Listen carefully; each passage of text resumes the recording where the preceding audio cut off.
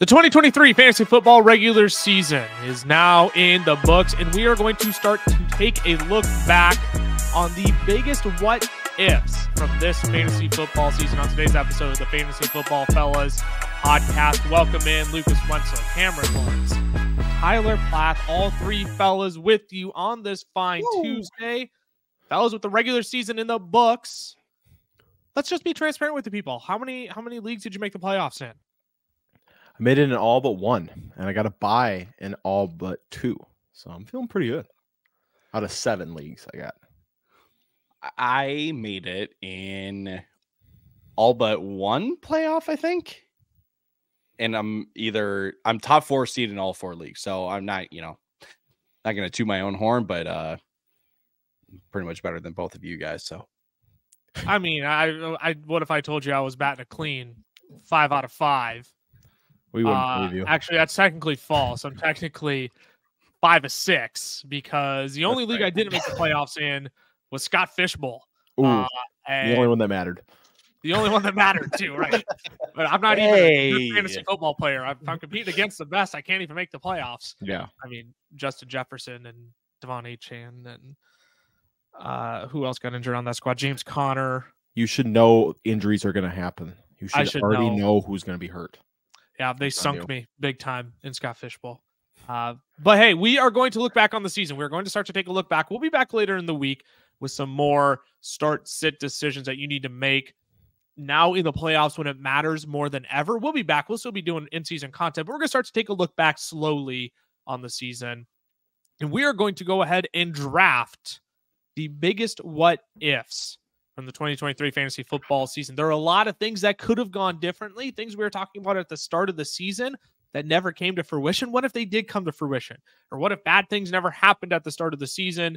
We'll be drafting some of those, discussing those amongst ourselves as we begin to take a look back and reflect on what could have gone right or what went absolutely terribly wrong that we cannot take back at this point in the season. But enough of me jibber-jabbering here. Let's dive on in. Let's get to drafting the biggest takeaways, the biggest what-ifs from the 2023 fantasy football season.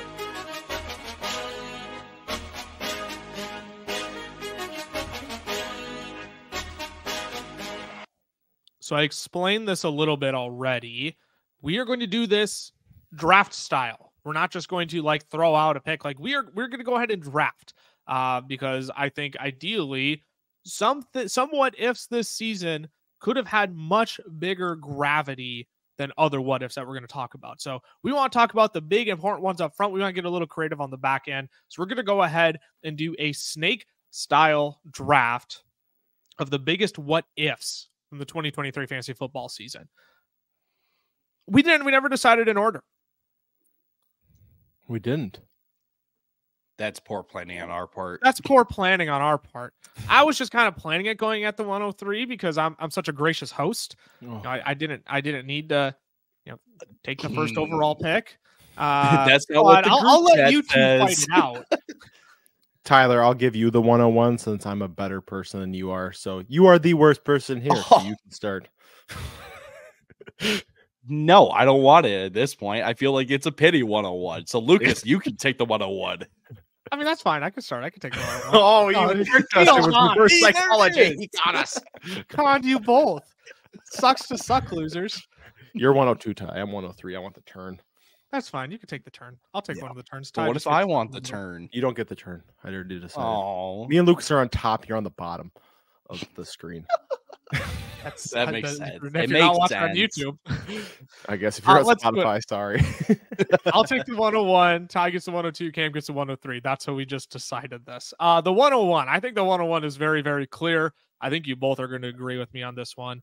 The biggest what if from the 2023 fantasy football season is what if Justin Jefferson and Kirk Cousins never got hurt? And I know we don't want too many of these to be injury based because those are the easiest what ifs in the world. We may as well just make this an injury recap episode. But we're talking about a guy in Justin Jefferson who was keeping pace with Tyreek Hill. And Tyreek Hill has been having a phenomenal season. Kirk Cousins, when he was healthy, he was playing at an MVP level. He was playing at a top 5 fantasy quarterback level. Like Kirk, I think debatably might be one of the one of the biggest quarterback injuries we had in fantasy football this year, not just from a perspective of you lost a high quality starter every single week, but that also then impacted Justin Jefferson. And of course, it didn't help then now that Justin Jefferson was dealing with a hamstring injury for 5-6 weeks. Now he's potentially going to be out with a rib injury. And I mean, if I'm the Vikings at this point, I'd just shut it all down, honestly. But what if they never got hurt? How good is Kirk Cousins this year for fantasy football? Is Justin Jefferson the overall wide receiver one? Is he going for 2,000 yards, toe for toe with Tyreek Hill? I think that is by far the biggest what if from fantasy football this year. What do you two think about that? Yeah, I would agree. I don't have as my biggest, but I do think it's a huge one. I think obviously Kirk was quarterback 6 in points per game so far this season, averaging just under 20. And Jefferson, that first healthy 4 games was ridiculous. He would be right there, step for step with Tyreek Hill. We would be talking about those two, in a very similar light.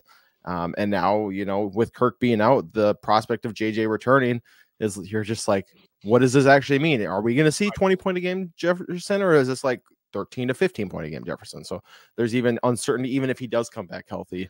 So yeah, I do think it would have been a really fun race to watch between him and Tyreek. I mean, and it's the magnitude of the one-on-one this year, right? Justin Jefferson was clearly the first overall pick this year by a considerable margin. So that in itself just adds to the the grandness, I'll call it, of what if Jefferson and Kirk Cousins stayed healthy this entire year. Yeah, and I think you're 100% right. I didn't even touch on that Justin Jefferson, your first overall pick in your draft or your top 3 pick. I mean, let's be real. If Justin Jefferson fell beyond 5 in your draft, I'm not quite sure what was going on there. But yeah, we're talking about a guy who was drafted to be the best player in fantasy football this year, was on pace to be the best fantasy football player this year. Fortunately, caught the injury bug. That whole team, that whole offense kind of caught the injury bug in and out. TJ Hawkinson obviously dealing with rib injuries too. But yeah, to me, when you can bundle and correlate a top 5 fantasy quarterback and potentially the number 1, if not 1, the number 2 wide receiver in fantasy football together and what they could have done for fantasy teams this year, I think that is by far the biggest what if in my book. Cameron had one higher, but he's got to wait because Ty, you have the 102. What is the biggest what if you would take here? I hate to go down the injury path again, but I feel like I have to go there with this guy. What if Nick Chubb didn't miss the entire season? And it was 1 game and like a quarter and a half. And then we lost Nick Chubb for the season because he tore his ACL, he tore his MCL and his meniscus, and he's needed 2 surgeries to repair it. So it's serious at that point. But again, what if he didn't miss the season, right? And we take a look at what Kareem Hunt and Jerome Ford have done this year, and nothing is ever a 1-for-1. So we can't just take what their work and put it onto Nick Chubb. But just follow me here for a second. Kareem Hunt has at least 1 touchdown in 6 of their 9 games since their week 5 bye week. He's averaging 11 carries for 37 yards. Jerome Ford, he's averaging 13 carries for 57 yards, along with 3 receptions. We combine those, 24 carries, 94 yards, 3 receptions, and a touchdown more likely than not. Again, it's never a 1-for-1, but it's Nick Chubb. So if we give him 20 carries, he's probably going for 100 yards, and you're mixing in 3 receptions there with a touchdown. I mean, you're looking at give or take 20 fantasy points a game. In a down year for running backs, that's a top 5 running back on the year. So for me, Nick Chubb was someone that we all secretly loved. We loved the fact that this Browns offense was going to be better with Deshaun Watson, at least having some game time under his belt. And we got robbed of that early on in the season. So what if Nick Chubb didn't get hurt? I'm going to take Nick Chubb there for me. Yeah, I couldn't agree more. That was I still have one more, so I'm gonna actually get my 1-on-1. I'm pretty excited about that. But I think Nick Chubb, like these were 2 that I would have gone in the first round as well. Nick Chubb, right? First game, 18 carries, 106 yards, 5.9 yards per attempt. Second game, 10 carries, 64 yards, 6.4 yards per attempt. In that first game, he had 4 targets, 4 receptions, 21 yards. Right? He was going to see 20 plus receptions. And I think, too, it's bigger than just Nick Chubb. You think of Deshaun Watson in this offense. How different does his beginning of the season look like if he can rely on Nick Chubb when he's having an off game, right? Jerome Ford's been great. He's been a very serviceable fill-in. Same with Kareem Hunt, but they're not Nick Chubb, right? You're not going into a game fearing those two touching the ball, running it through your defense. Whereas Nick Chubb is that guy that, when you're playing like a San Francisco, Baltimore, they played, played Baltimore twice. Those are games where they really have to respect Nick Chubb, and it just takes a lot of pressure off of Watson. I'm not saying Watson would have been fantastic with Chubb still around, but I do think, the pressure lessens a little bit, probably not getting hit quite as much on Deshaun Watson. So I do think that this what if is bigger than Nick Chubb himself, and Nick Chubb was one of our favorites to be a dark horse RB1 on the season. Yeah, I think I love that you tied in the importance of how, I don't want to say abysmal the running back position has been this year, but when we're talking about Raheem Mostert as the running back 2 this year, we're talking about Rachaad White as the running back 4 this year in PPR formats. This is Alvin Kamara, a guy who hasn't even played the whole season. Joe Mixon, the running back 6. Kyren Williams, the running back 11. You just keep going down the list, and it's just like, man, like Nick Chubb might have had a shot. I mean, the difference, like in PPR formats between Christian McCaffrey and Raheem Mostert is 75 fantasy points. And I think Nick Chubb could have easily been the running back 2. And I think, we're looking at a 280, 290 point season from Nick Chubb. And he's not in the same stratosphere as Christian McCaffrey, but it's S tier, A tier, or you could even say McCaffrey tier, S tier, and then everybody else. So yeah, I think that's 100% it with how wonky the running back position has been this year, with surprise guys who we've seen, inside of the top 10 this year. It really makes you think Nick Chubb shouldn't have had any problem finishing as a top 3 fantasy running back this year. And I think that can't be understated as well. Cameron, we'll take it to you now, because apparently your 101 is still on the board, and you're going to get him at the 103 here, and you're going to go back to back. We're going to snake this sucker, because it's not fair if I just get my next thing. And it's always, so go ahead. You get 2 picks in a row here, but your 101 of what ifs this year is what? It's another injury, but it's got to be Aaron Rodgers. The fact we saw him for 4 plays, and the fact too, like, it's not Aaron Rodgers' fantasy value, but it's that Garrett Wilson and Breece Hall, right? These are 2 guys we were extremely excited for. We've seen Breece Hall come back.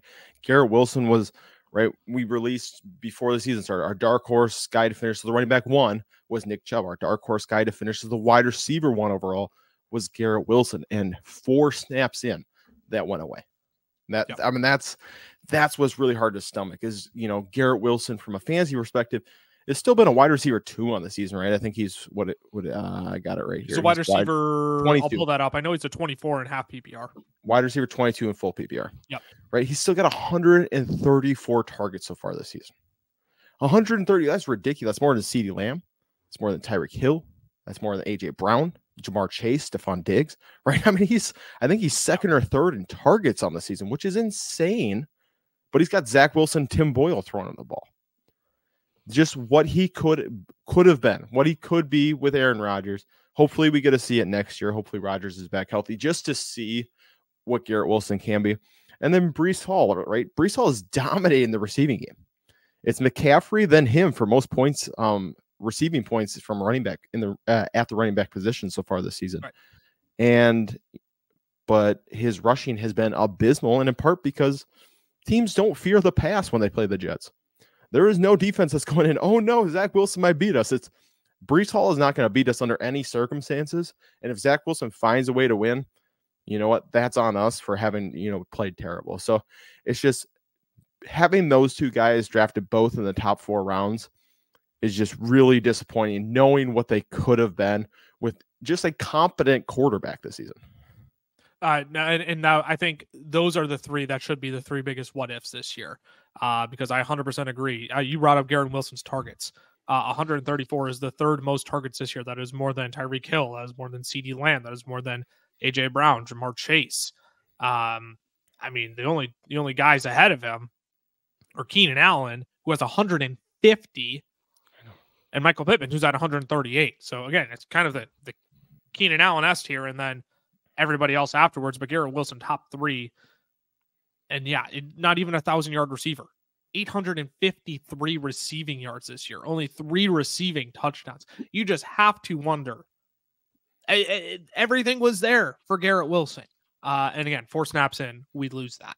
I think that is by far, it should be in the top 3. That was my number 2, and Nick Chubb was my number 3. So I am 100% in agreement there. Ty, anything you want to add on top of that? I kind of wish it was going to come back to me in the second, but I knew it wasn't going to because, again, yeah, it's one of the biggest what ifs on the year. I mean, we can look forward to next season, and maybe, maybe Rodgers is coming back for the last couple of weeks because he is practicing still. Like, he never injured his Achilles. Yeah, right. Well, it was all made up. Yeah, because the guy is all about the storyline, never actually, anything else. So, no, again, like, can be brought up like the point of, yeah, it includes Breece Hall too, because the team has to respect the pass, right? And so that opens it up for Breece Hall. Heck, I mean, can we go as far as say Dalvin Cook? Because we know, I mean, Dalvin Cook is not the same Dalvin Cook, but at least like he's still got some talent. I mean, I would have to think that the Chicago Bears would love Dalvin Cook on their team. That's how much talent he has. So even Rodgers' presence would actually, benefit Dalvin Cook as well. So yeah. And the last thing I'll throw in, I just wanted to do a quick calculation on Garrett Wilson's catch percentage this year as well, because I think with a more accurate quarterback as well, we see those PPR numbers bump up a bit. 56.7% is his catch percentage this year. 76 receptions on 134 targets. If that even touches anywhere near, the 60, we'll say like what, 62? Is that a fair number? Mm-hmm. We'll do the quick math on that. I mean, we're talking about 83 receptions then. We're adding another 7 points onto his total. We can do the math on that quick. But again, that's 7 more points. Like at this point, every point matters. To do the quick math on that, that would bump Garrett Wilson up to be a top 20 wide receiver this year. But obviously the yardage would come with that as well. The touchdowns would come with that as well. What if? Mm-hmm. I think that's by far one of the top 3 ones this year. Cameron, you can kick us off in the second round. Then the 201 of what ifs. I'm going a little different direction here. I don't think you guys are going to have this one. I think this one might be a surprise, but it's what if the NFL banned the tush push at the beginning of the year?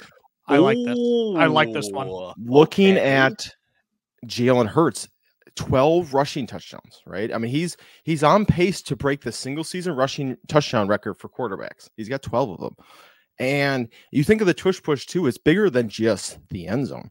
They have any third and one, fourth and one, attempt. They use the tush push. And obviously with a traditional quarterback sneak, they could still be getting these, right? They still have Jalen Hurts. Right. But the efficiency that they're doing, I mean, they're bad. I think it's like 97% or something like that. Ridiculous. They've run it like 40 sometimes this season. It's crazy. So and the NFL is seriously considering this. This is why I brought it up, right? This isn't just fans. Yeah. Goodell has come out and said, like, we're going to consider this offseason. They're talking about it. Jalen Hurts, he's got 12 rushing touchdowns. Let's say you take away 6 of them from the tush push, right? All of a sudden he drops from being 23 fantasy points a game, 1.5 points behind Josh Allen, who's number 1, to all of a sudden he's closer to about 20 fantasy points a game. I know it only drops him to about that running quarterback 4, quarterback 3, right around that Lamar Jackson tier, but it takes him from being that, worth that second round, draft pick that you had him at, to be feeling more like Patrick Mahomes, where if you took Patrick Mahomes in the second round this year, you're disappointed, right? He's averaging 19 fantasy points a game. He's won you a couple games, but it's not like Josh Allen where it's continuously this, leading you to wins. And then you think about it too, from just how many third or fourth downs they're not converting, helping players in that way. And then the other thing is DeAndre Swift, right? DeAndre Swift right now has 4 touchdowns. He's the running back 17. If you give maybe, let's say 5 of those, he's got 12 touchdowns, 5 touchdowns to DeAndre Swift this year. All of a sudden, we're talking about a guy who's running back 9, running back 8, because of that bump in touchdowns if they're not using the tush push in those situations. Obviously, this, like, everything here is hypothetical, right? We're talking hypotheticals with Jefferson, with Rodgers. This one is another one as well, just speculation. But I feel like Hurts would be looked at, he wouldn't be looked at as it's him and Josh Allen right now. It'd be Josh Allen is so much better than every fantasy quarterback. And then you kind of have everybody else. Whereas now it is him and Allen. And I think it even bridges that little gap, that 3-4 point gap between Allen and Prescott and Lamar Jackson right now, where it feels like that top is a little more crowded for the quarterback position. So yeah, that is my what if for this kicking off round 2.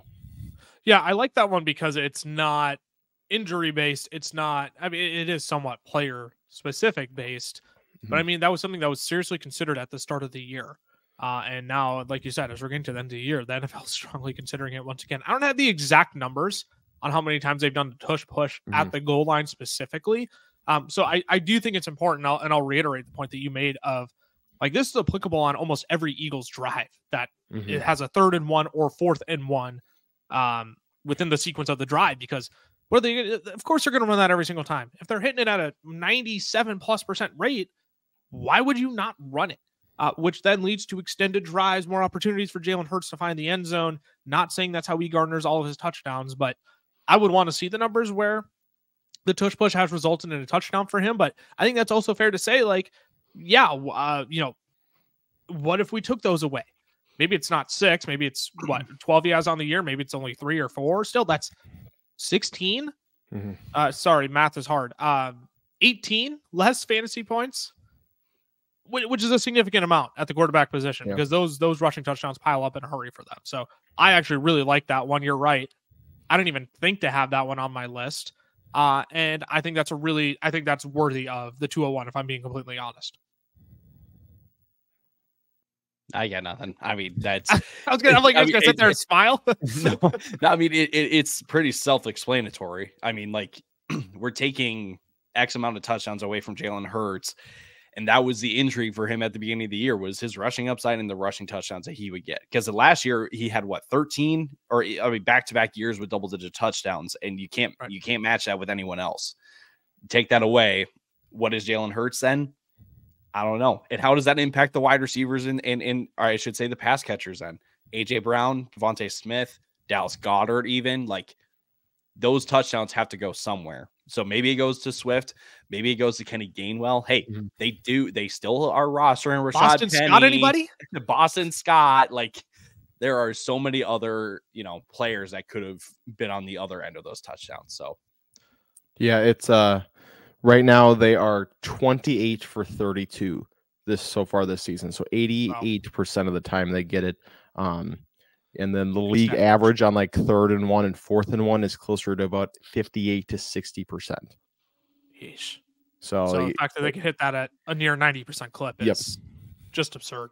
Yes. And that's what, I mean, Sirianni's come out and said, like, every time we get the ball, we look at it as his 1st and 9. Because if we get 9 yards on the first three plays, we have 90% confidence that we can get it, get that next yard out with the tush push. So it is just it'll be interesting to see if it changes how they run their offense, how they change how they do things next season, if it is banned.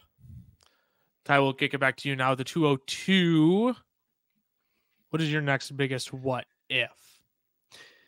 This one I could probably wait until I go for my last pick, but I found this one super intriguing, so I'm just going to go with it on this one.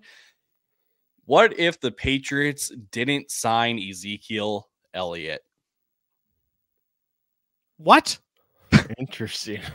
I know. I hope you have a good one for this, because I feel like I just got away with highway robbery with my next one.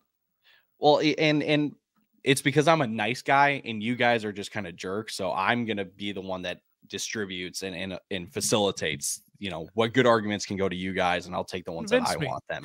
Convince me why this one is even worthy of being drafted.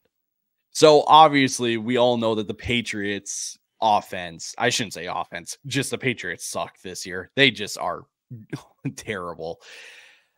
But the thing is, we all were sneaky high on Ramondre Stevenson in the offseason before the Patriots went out and signed Ezekiel Elliott, because we knew the receiving upside. We knew the volume that he was going to get. And they brought in Zeke, and you're like, okay, I get bringing in a depth running back, but a guy like Zeke is going to get touches. So that just I mean, hurt the stock of Ramondre Stevenson. But if we look on the year and we combine their stats, they've combined for nearly 300 rushing attempts, a little over 1,100 rushing yards, nearly 70 receptions on 90 targets. Not saying that all of those are going to go directly to Ramondre Stevenson if they don't sign Zeke, but it makes you what, like, if we are all in for the hunt of a bell cow back in fantasy football, we just talked about Nick Chubb, who would have been a bell cow back, Ramondre Stevenson, and I think of like what Rachaad White is doing in Tampa Bay right now. That's what I kind of put onto Ramondre Stevenson then. And like you said, he's a running back 4, or what is he? The running back 7 on the year at this point? Rachaad White? Rachaad White is running back 4 in PPR formats.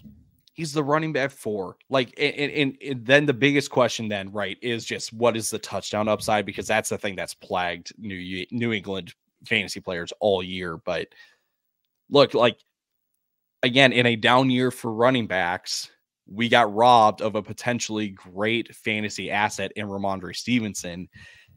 And, I'm going to sound like a hater just because Zeke just popped off for what, a top 3, top 5 running back finish on the week. Try number 1 overall running back on the week. Oh, there it is. I don't think that signing was necessary. And go ahead. No, I actually agree the more you talked about it, because I thought you were coming at it from the Zeke angle of like, what could Zeke do somewhere else? Like Ty's got this weird fascination with Zeke. Of course, he's going to come at it from the Zeke angle. But talking about it from the Ramondre angle makes sense, because honestly, this is what we could have seen from Ramondre all season long, right? This could be the top 5 upside. According to Fantasy Life right now, rush attempts inside the 20-yard line. Zeke's at 14 and Ramondre's at 18 on the season. Right? It's split 50-50. So what is the difference then if Ramondre is getting all of that? Because that's what he saw last year when he was healthy. Right. The receiving work. Zeke's got 34 receptions this season. Okay, what if most of those go to Ramondre, right? And I even was, as you were talking, was thinking about it from the Zeke angle. What if Zeke re-signs with the Cowboys? What does that? What does that do to Tony Pollard then? Right? Is that improve where Tony Pollard's at? Does it allow him to be that change of pace back, or does it make Tony Pollard fall even farther, be even more of a disappointment this season? So I think it's interesting to think he had a lot of options, and the fact he went with New England was interesting, I think, for most people at the time, because it was like, really, the Patriots? And so, yeah, I think from both angles, it is an interesting what if. It's definitely not one I thought of, but I do kind of sneaky like it. My only pushback is I don't know if it was 202 worthy, but I do like the more he you did talk preface about it with the more that. it makes He did sense. preface it with that. Right. I feel like I would strategically draft it more, but you know what? You're passionate about it. You made a great case for it.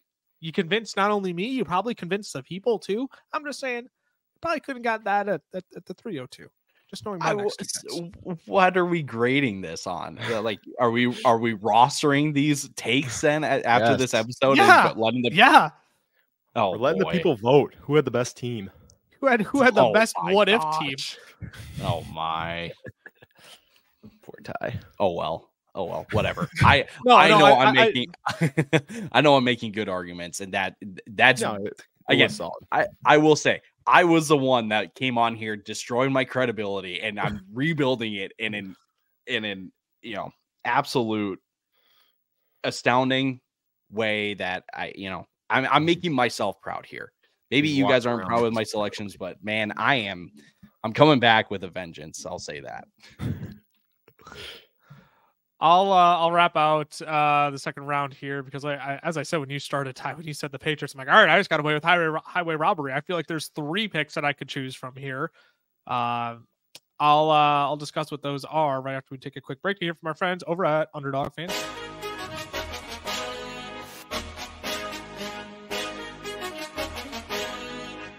Today's podcast episode is brought to you by our friends over at Underdog Fantasy. Now, we love Underdog. It is the easiest place to play best ball formats, and they even have their own form of player props called Pick'em. You can make up to 20 times your money on a single night by correlating props together. 2 picks will triple your money, 3 will 6 times it, 4 will 10 times it, and 5 plays that all hit will multiply your entry by 20. You can even place insurance on your picks too, so if only 4 of your 5 props hit, you still get 10 times your entry. And if you use our code FELLAS when signing up, Underdog is going to double your first deposit up to $100.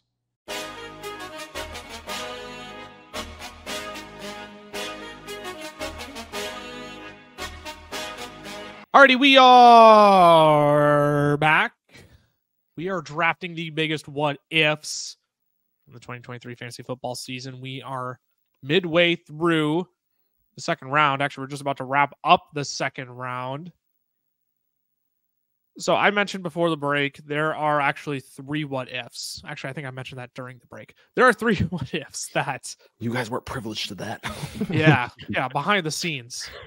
Subscribe. You can take it. No, I'm just kidding. I think there's 3 that I could choose here, and I don't think I can go wrong with any of them. There's one that I really want to talk about, and then the other 2 I think I'm just going to kind of gift high on the background. But then you're not going to choose it because I'm a nice guy. I'm going to gift you something in return for doing me a favor, and you're not even going to accept my gift. I know that's how this works, Ty. Because you haven't told me what it is, so how am I supposed to know? You will know. I'll clue because you I feel like there's 3 obvious ones that we haven't discussed. I'll send you a text message. Yeah. The first one I don't blame you if you haven't thought of. I feel like the other 2 that I could talk about are definitely on your list, and they definitely need to be talked about. I want to start with this what if didn't even come from this year, but it has implications on this year. What if Alvin Kamara had never been in Las Vegas? What if he had never been in Las Vegas? What if he never served a 3-game suspension? Look, Alvin Kamara missed 3 games to start the season, yet he is the running back 5 in PPR formats right now. You look at in his return, 14 targets, 13 receptions, another 14 targets in week 7, 12 receptions. Guy hasn't gone below 30 receiving yards. He's only gone below 30 receiving yards, in all but 2 games. He's only gone below 4 receptions in all but 2 games. He's only finished outside of the top 13 running backs twice. He's never finished outside of the top 20 running backs. He has been phenomenal. He has been, when you got him back, he has been an instant plug and play, no questions asked. You can have full confidence Alvin Kamara is going to get you 15 on a given week. And when he hasn't given you 15, he's gotten you 13 and 11. 13 and a half. I'll give him the extra half a point. What if we get those 3 extra games from Alvin Kamara? What if we get those 3 extra games? I mean, he's averaging 20 PPR points per game this year. Let's give him 60 more points. That makes Alvin Kamara the running back 2 this year. And even if he isn't averaging 20 fantasy points per game, let's give him 17, right? That's right around to the ballpark. Somewhere between 13 and 20, I think would be acceptable. Let's give him 17. He is still the running back 2 overall this year. Christian McCaffrey, again, stratosphere of his own. We don't have to talk about that. But what if Alvin Kamara was just never in Las Vegas for the Pro Bowl? What if? Now, that's a silly question because Alvin Kamara is deserving to be a Pro Bowl player, but what if? What if he never served that 3-game suspension? What if he never got tangled up in a nightclub? What if? What if he was never in Vegas?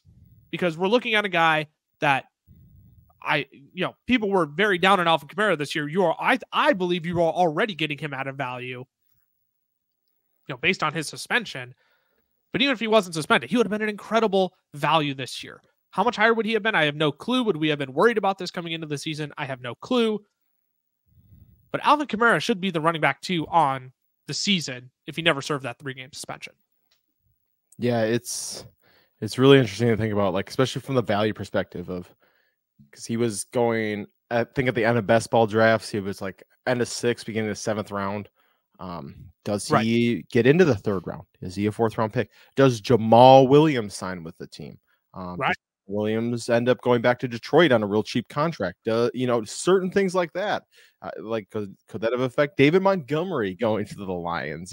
Just like there's so many things that come from that of like, how does everything look different? I mean, right now, the only 2 players that Kamara's behind in fantasy points per game are Christian McCaffrey, like we all thought, and Kyron Williams, like we all thought at the beginning of the year.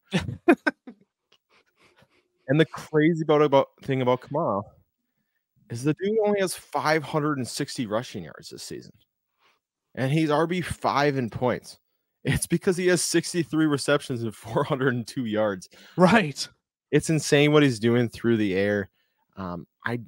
Obviously, I mean, he, like you said, he's a great value no matter where he goes. But I think the fact that he was going so late, he's just a league winner, like completely for so many teams this season who took him, because you got essentially the RB2 or 3 in the 6th round, which is insane. So it is kind of crazy to think you could have ended a draft with Christian McCaffrey, Kyron Williams, and Raheem Mostert, and Alvin Kamara all on your team, and even De'Von Achane, who were all top 5 in fantasy points per game because of where they all went in drafts this year. It's just crazy to think about in that regard. I 100% agree. Ty, what else do you want to add on to that? Wonder how much that impacts Chris Olave then as well, because we were pretty high on Chris Olave coming into this year, just because we saw Derek Carr pepper Devontae Adams with targets the year prior. So how does that shake things up too? But I completely like that take. Like, we were getting a steal, and I think a lot of people didn't know the situation well enough because they heard suspension. They're like, oh, what if it's like 8 games? What if it's like Zeke getting 8 games for whatever he did all those years ago, right? Like, it was a risk worth taking. I think we could all agree on that, and it's paying off at this point. I do want to ask too, Olave's first 3 games without Kamara, 8 catches on 10 targets for 112 yards. Then he goes 6 catches on 11 targets for 86 yards. Then he goes 8 catches for 11 targets on 104 yards. Kamara returns. So he goes 1 catch for 4 yards on 6 targets, 2 catches on 5 targets for 12 yards. And then he kind of bounces back. But if Kamara is there the whole year, like, are we looking at Olave as an early bust?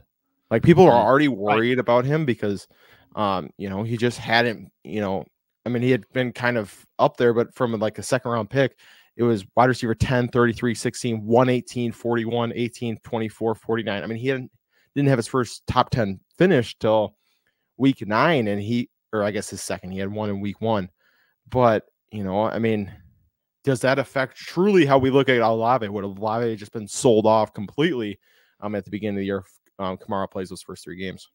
Right. And again, things that happened 2 years ago that are now all of a sudden could have had implications on how things could have potentially played out this year. Because I think you're right. I didn't even bring up Chris Olave, but clearly he has been impacted because of that. I'm like, Alvin Kamara doesn't just earn 14 targets and Chris Olave, doesn't suffer from that. There's not a world where that happens. Like, if Alvin Kamara is the lead target getter, Chris Olave is going to suffer because of that. And we started to see that a little bit. Like, even you look at Chris Olave this year, I believe he's a wide receiver 18 in half PPR formats, which is not what we expected out of Chris Olave this year. We expected him to take a leap forward. And I do think Alvin Kamara has been a part of that.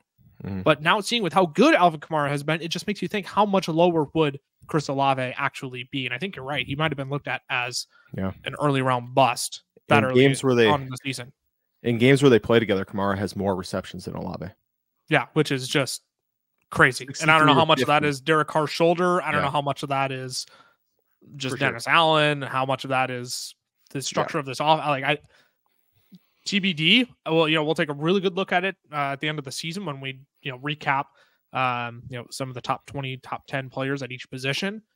But yeah, I think it would absolutely impact Chris Olave if Alvin Kamara was around the entire season. But I'll keep us moving here. And there's 2 that I can't choose from, or the 2 that I'm trying to decide which one do I want to choose.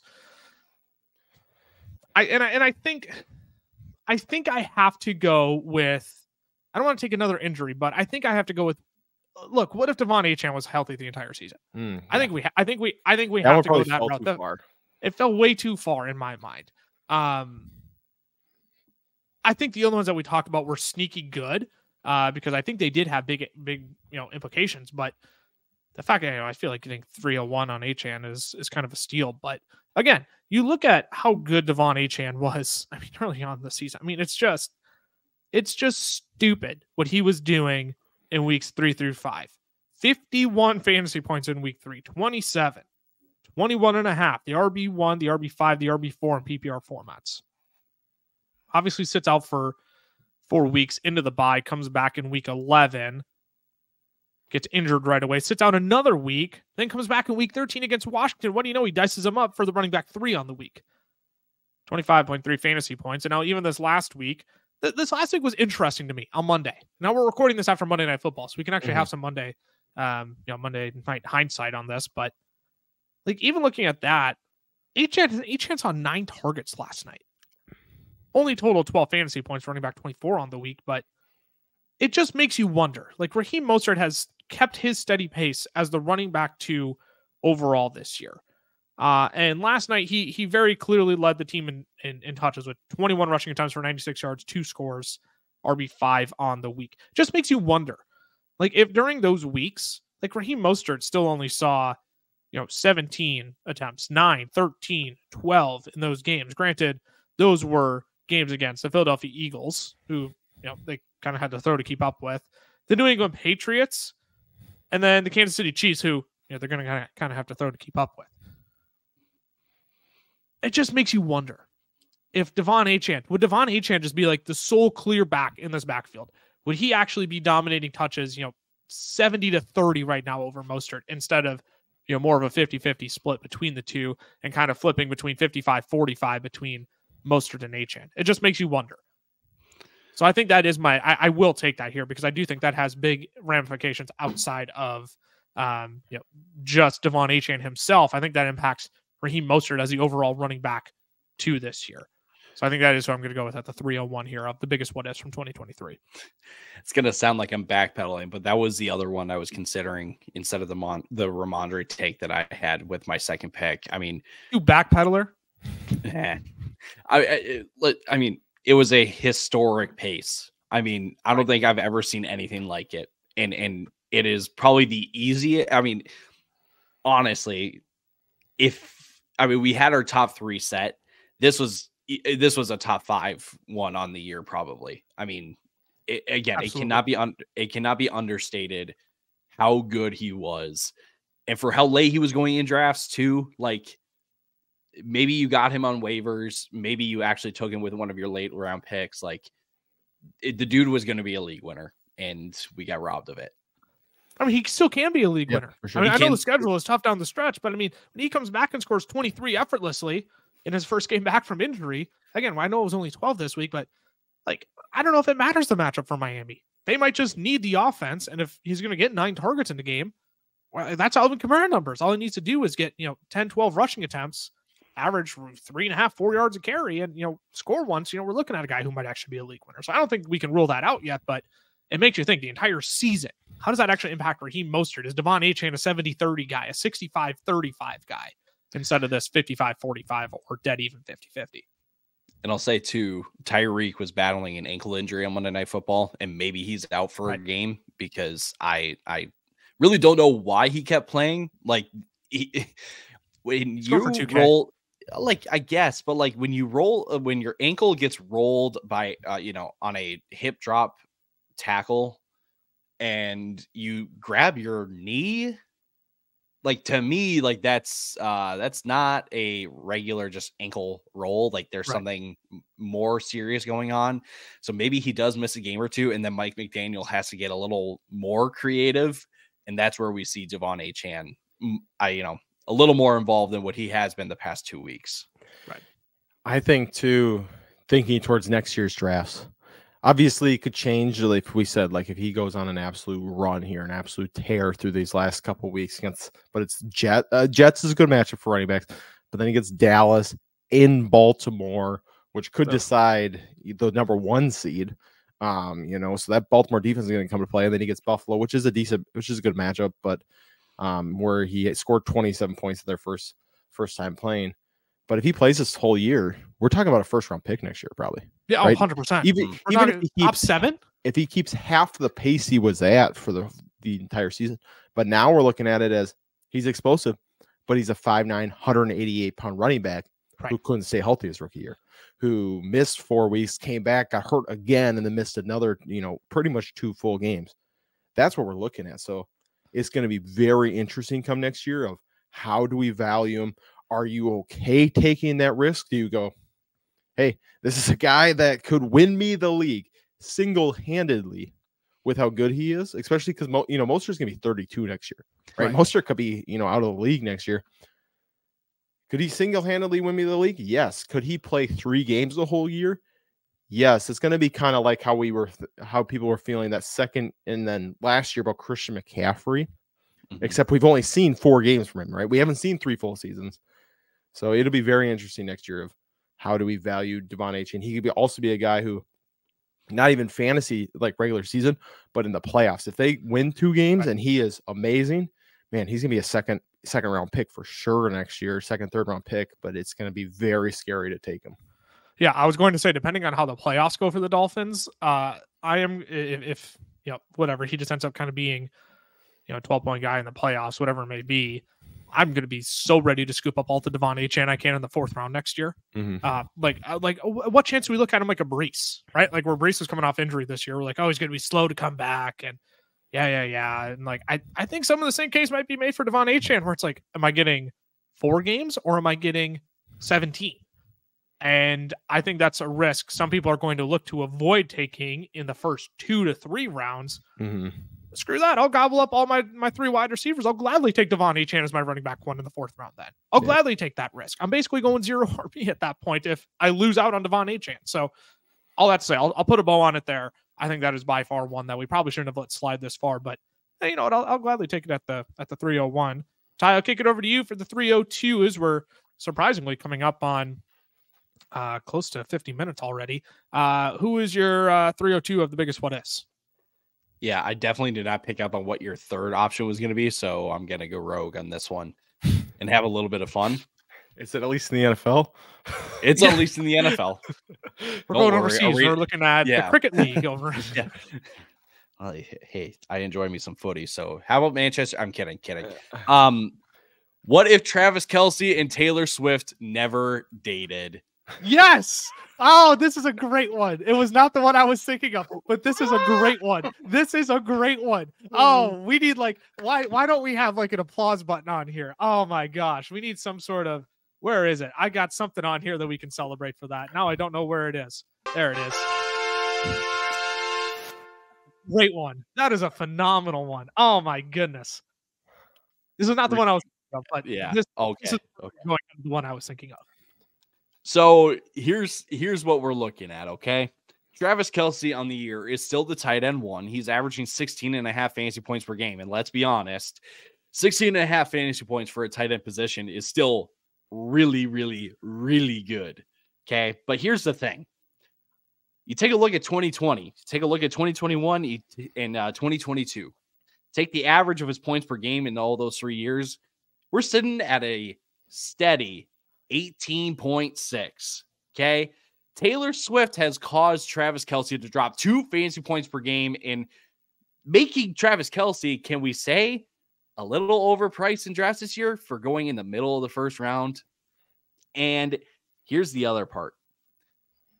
Travis Kelce has always been a red zone guy, has always been a red zone threat. He is on pace currently for his lowest touchdown total since 2019. And if I'm not mistaken, if he doesn't score the rest of the year, it's his lowest total since 2017. I'm trying not to go there, but I'm going to go there for the sake of the argument. Taylor Swift is public enemy number 1 for all of us Travis Kelce managers, because we were you do not get to put that evil on me, a Travis Kelce manager. Taylor Swift is phenomenal. I will support her. I will stand her. I will out myself right there. Nope. That's too far. That is too far. Nope. What were Maybe we I've saying? Been brainwashed, but that is too far. Look, here's all that I'm saying.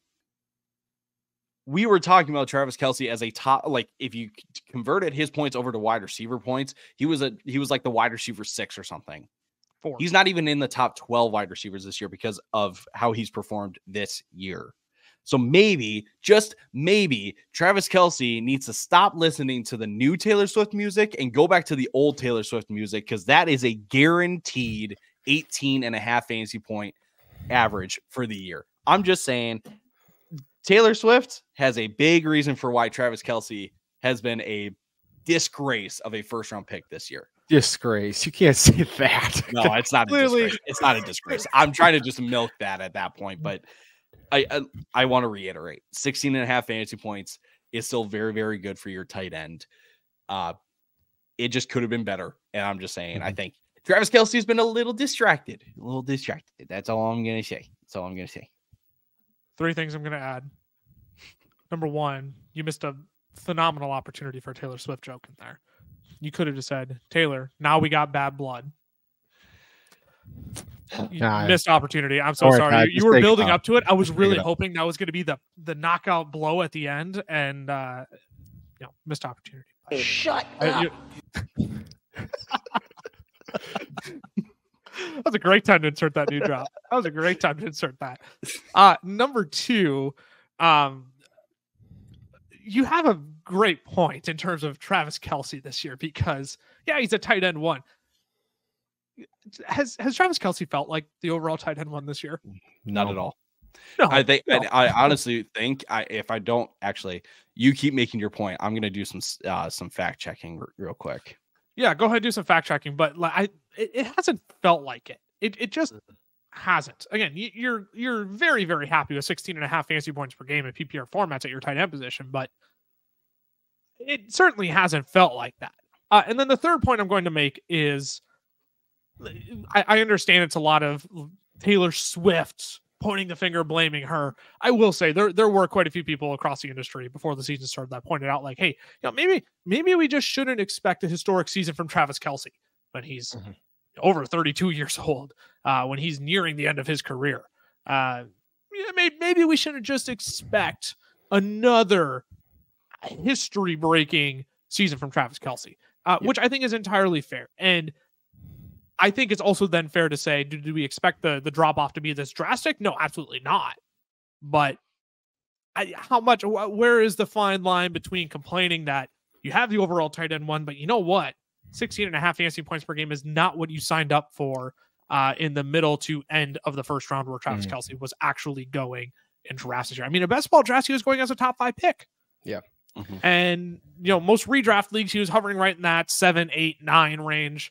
I think in a few leagues I saw him dip down to 10, 11, 12, but I think it's fair to say that Travis Kelce has been a disappointment this year. And it's fun to just say Taylor Swift. She ruined it. She ruined everything. Obviously there's more to it than just Taylor Swift, but yes, let correlation be causation here. Okay. Just this once, just for this debate. Look, I again, yes, the Taylor Swift component is very much just playing the bit.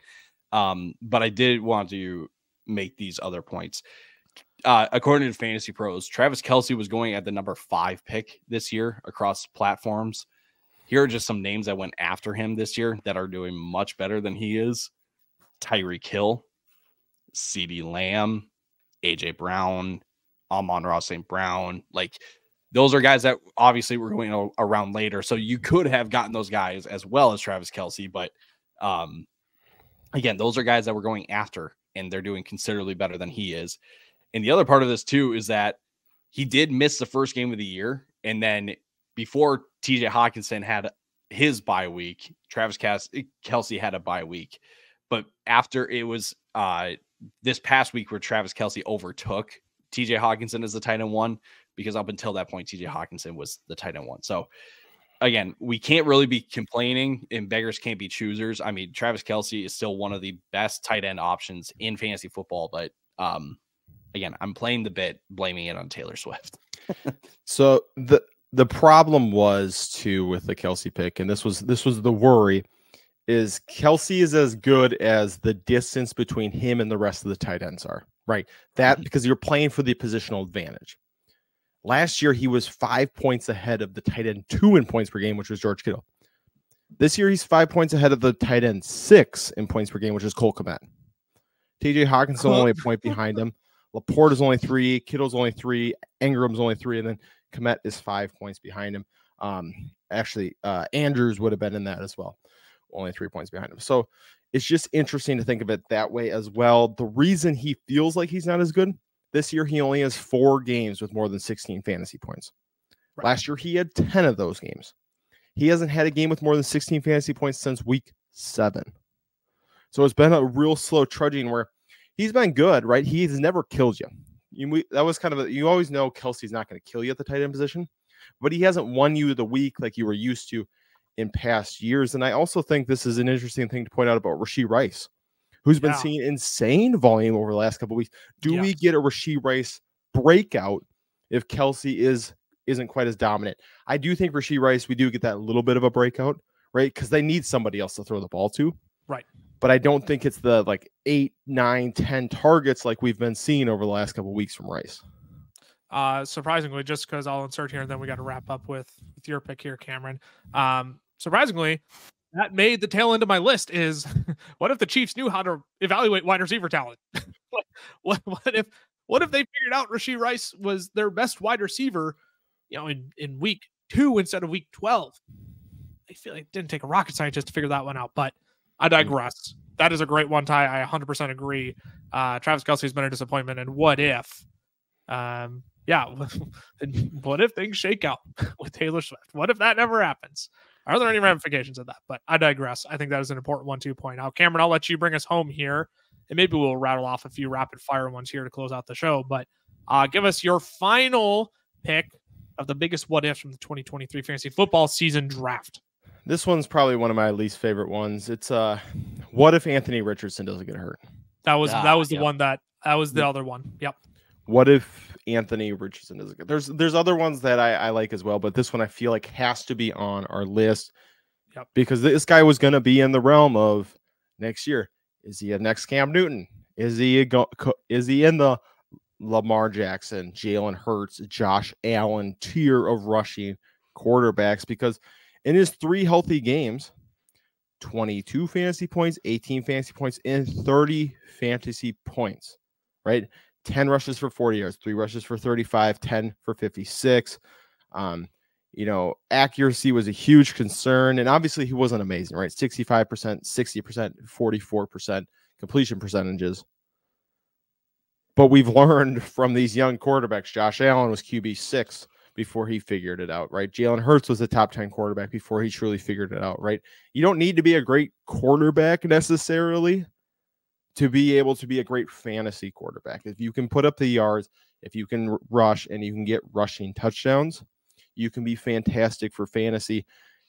And Anthony Richardson showed he looks like he can put it together too, right? He looks like he's going to take that next step. Like next year might be rocky. You might get that quarterback 7, quarterback 6, finish, maybe like a Daniel Jones-esque or something like that next year.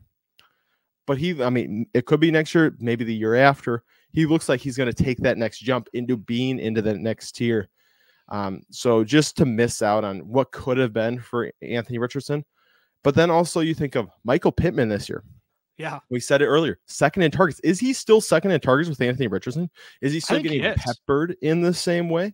But that's going to be a question mark going in next year. Jonathan Taylor comes back. We see great volume from him. We saw great volume from Zach Moss all year. Is Jonathan Taylor going to be a great goal line back anymore? Is he going to see the same amount of rushing attempts? He saw receiving work in a lot of games this year. He's going to see that, right? These are huge questions that are going to come down. Josh Downs as well, right? Josh Downs, is Anthony Richardson going to throw the ball enough? Because we saw 37 attempts, 10 attempts. He did get hurt in that game, and then 25 attempts, right? So we've seen him throw 40 times, but then we've also seen a game where he barely threw 20 times. So is he going to throw the ball enough to where he's going to be able to support multiple targets? So it's just that brings as many what could have been this year as what do we do with the Colts offense going into drafts next year? I just want to throw this in here quick. Ian Rappaport just came out and said Justin Herbert will miss the rest of the season following surgery. Broken finger. Just wanted to point that out quick. So it's Easton Stick the rest of the year. That means Brandon Staley is gone for sure. Gone. Just wanted to throw that in quick. Just for us, what does that mean for Austin Eckler then? Oh, It's going to be amazing. 20 points last week. Are you kidding me? He was awesome. I honestly think it might mean more rushing attempts for Austin Eckler. More receiving attempts at least. Or is it Josh Kelly? Because Staley was like, well, we need, Kelly looked awful last game. He did. Joshua Kelly is not a thing. Let's not try and make this a thing. Anyways, let's wrap it up though, because but yeah, let's wrap this up though, because I think Anthony Richardson absolutely deserves to be on this list. I think there is a legitimate chance, I'll go there and say it, that we're talking about Josh Allen, Jalen Hurts as the 1-2 guys this year, I think Anthony Richardson had a legitimate chance to throw him into that conversation with how effective he was running the football. And Shane Steichen looks like he's going to put together, and I don't want to say put together Anthony Richardson, but he's going to help Anthony Richardson put it together once again with another quarterback coming out of college that just has this raw talent. And Shane Steichen says, great, I'll put it all together for them. He's going to third quarterback now. Did it with Jalen Hurts. Did it with Justin Herbert, if I'm not mistaken. Mm-hmm. It's going to be the third guy he does it with. And he might create another top 3 quarterback on Anthony Richardson. And you have to wonder what that would have looked like this year. Like, you bring up Daniel Jones, and I don't want to say that's like slightly disrespectful, just because I think Anthony Richardson is a far more competent rusher than Daniel Jones is. But I get the range you're talking is like that 5, 6, 7 range where it's not quite all together, but Anthony Richardson has the ability to be a Jalen Hurts for fantasy football, to be potentially even a Josh Allen type with how massive his arm is. We'll see what that is after surgery, obviously. But yeah, I'm 100% with you. I think that one cannot go undrafted because we are potentially looking at a top 3 fantasy quarterback this year in Anthony Richardson. For sure. I want to say that I want Anthony Richardson to be like my number 1 quarterback, for not number 1 overall, but like the one quarterback that I have the most of next year. But I feel like, friends over at Underdog, when they open up Best Ball Mania or when they do their best ball contests and stuff like that, he's going to start off as like a 6th, maybe 5th round quarterback. And by the time we get to the season, he's going to be up there in like the 4th or 3rd round because everyone's going to be like, oh, it's Anthony Richardson. Like, he's going to be so much better. So like, that's when it's going to get tough. But like I said, like, I'm already wanting Anthony Richardson I want to have the most shares of Anthony Richardson of all my quarterbacks next year. For sure. I couldn't agree more. I think he's going to be phenomenal next year. Again, we'll see how that shoulder recovers, right? Because I think that may impact things a little bit. But I think he's definitely one to keep an eye on in terms of his draft stock next year, especially with early best ball drafts, but then how his stock is likely to rise as the offseason goes on. Let's do a quick lightning round. So I feel like there's some on here that I kind of really wanted to talk about, but we just didn't get to because you goons chose different options than what I wanted to talk about. But your options were all great. I cannot complain about any of them. Quick lightning round. Cameron, I'll let you kick us off here. Give us like one more from each of us, and that's how we'll wrap out the episode. What if Justin Fields doesn't get hurt? Justin Fields throughout the year, right? He had that great game against Denver. It fumbled it away. If he wins that game, beats Washington, his next opponents were Minnesota, Vegas, the Chargers, New Orleans, Carolina, and he faces Cleveland, then Arizona, Atlanta, Green Bay. What if Justin Fields comes out, because he looked like he was going to play great, wins 9 games this year? What do the Bears do with that number 1 overall pick? That's more what I'm looking at for the what if Justin Fields. If Justin Fields continues kind of what he's on, and I mean, we see he almost beat Detroit, and then he beats Detroit again, and he's beat Minnesota. What do they do with Justin Fields and that Caleb Williams decision that they're going to come down to if Justin Fields is healthy? Because now it kind of feels like they're like, hey, we're shipping Fields off. But if Fields plays that whole time, what does this offense look like? What do they do come draft time? Right. What is the narrative on Justin Fields become if he actually has the rest of the entirety of the season to showcase and prove why he's still deserving to be the Chicago Bears starting quarterback from 2024? Ty, your final rapid fire what if from 20. Another one. What if J.K. Dobbins never got hurt? And here's what it comes down to. Yeah. Baltimore last year was a bottom 10 scoring offense. Like, they were the 10th worst scoring offense. This year, they're top 5. Gus Edwards himself has double-digit touchdowns. He's 5th of all running backs in touchdowns. Does J.K. Dobbins become a David Montgomery light almost in this Baltimore offense because they keep putting up points? So if J.K. Dobbins as the featured back in that offense, where does he finish? What if he never got hurt? Believe it or not, my last one was actually not an injury. I didn't actually have any injuries on the rest of my list. Whoa. Good job. Thank you. My final what if. What if Arthur Smith figured it out in week 4 instead of week 14? Thank you. What if he figured it out? Yeah, can I give me another round of applause? Give me another round of applause. it's at least some sort of fanfare to celebrate. What if he actually figured it out in week 4 instead of week 14? Because you look at this last week. Bijan Robinson, 19.8 fantasy points, 17 opportunities. Drake London, 10 receptions on 11 targets, 29 fantasy points. Kyle Pitts, got a touchdown. He can do it. He can catch touchdowns. He can get targets. He can play more than Jonnu Smith. I didn't know this guy. Oh my gosh, Jonnu Smith's still out. Arthur, you're so close, buddy. Just flip those targets a little bit. I had to give Kyle Smith Kyle Pitts another target or two ahead of Jonnu Smith. I combined their names. But what if Arthur Smith figures it out in week 4 instead of week 14? What if we start to see what this offense could actually do with 3 top 10 picks? Bijan, Drake London, Kyle Pitts in back-to-back years. What if Arthur Smith figures it out in week 4 instead of week 14? I think that is by far the other one that we have to consider as the biggest what if this year. He'd make me look a lot smarter. Hey, jingity jing. It's Dominic the donkey. Jingity jing. The Italian Christmas donkey. That was my other one I was going to say with Fields too. What if they traded for Fields to start the season? Ooh, interesting prospect.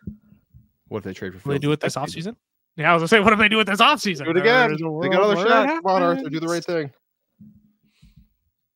That is all we have for you on today's episode of the Fantasy Football Fellas podcast. Hopefully you enjoyed a little bit of a twist on kind of a reflection of the season. Some guys who could have panned out, some guys we wish we could have seen more of. A lot of big what ifs. Here's what we can do. If there's a big what if that we didn't talk about, let us know who got snubbed in the comments section.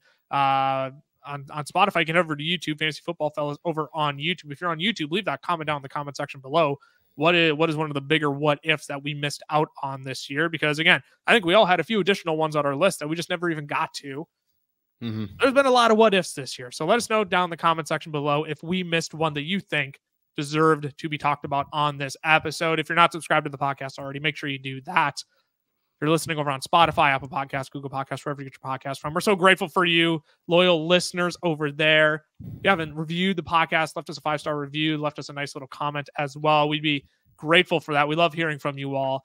We so appreciate your support of the show. If you haven't subscribed on YouTube already, make sure you do that. Turn on that notification bell as well. You will get daily shorts. You will get a daily video of some kind, whether it be a podcast or a video from Cameron, Tyler, or I every single day. And last but not least, you can follow us on the socials, FF Fellas on Twitter, the FF Fellas on Instagram, Fantasy Football Fellas on Facebook, here on YouTube, and TikTok as well. Thanks for tuning in to this episode. We will see you all later this week where we will break down some pivotal start-sit decisions as we enter into the fantasy playoffs this year. You're not going to want to miss that episode. Until then, stay safe, stay healthy, and Jesus. Deuces.